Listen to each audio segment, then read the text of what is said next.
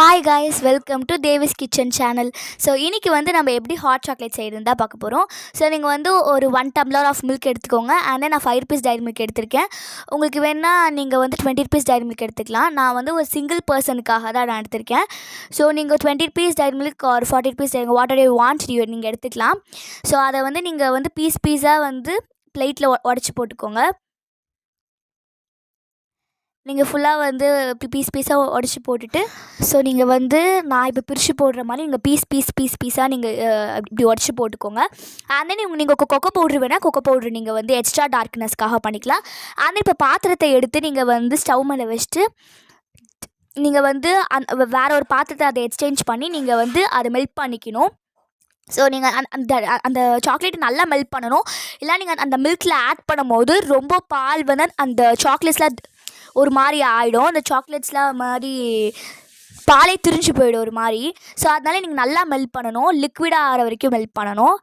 ஒரு 5 minutes வரைக்கும் நீங்கள் மெல்ட் பண்ணினீங்கன்னா இது மாதிரி ஆகிடும். ஸோ நல்லா மெல்ட் பண்ணிக்கோங்க. நீங்கள் கொஞ்சம் லிக்விடாக வேணும், எனக்கு சாக்லேட்ஸ் லிக்விடாக வேணால் நீங்கள் கொஞ்சம் மில்க் ஆட் பண்ணிக்கலாம்.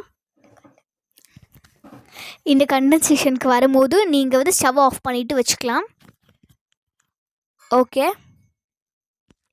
ஸோ நீங்கள் இப்போ ஒரு தனி பாத்திரத்தில் வந்து அந்த மில்க்கை ட்ரான்ஸ்ஃபர் பண்ணிக்கோங்க.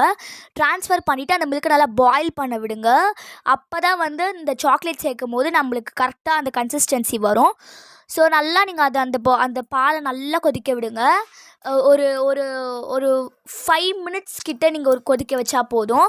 அந்த பால் கொஞ்சம் பொங்கி வர அளவுக்கு இது பண்ணி வச்சுக்கோங்க. நான் கொஞ்சம் குவான்டிட்டி கம்மியாக எடுத்திருக்கேன்.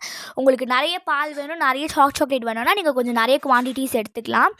நீங்கள் வந்து இந்த ஹாட் சாக்லேட் வந்து நீங்கள் நல்லா நீங்கள் ஷாப்பில் போய் வாங்கினே தேவையில்லை, நீங்கள் கரெக்டாக பண்ணலாம்.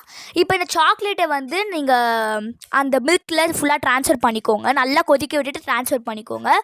நீங்கள் வந்து ஒரு ஸ்பூனால் அந்த மில்க்கை வந்து நீங்கள் நல்லா மிக்ஸ் பண்ணி விட்டுட்டே இருக்கணும். இல்லைனா மில்க் தனியாக சாக்லேட் தனியாக திரிஞ்சு போயிடும்.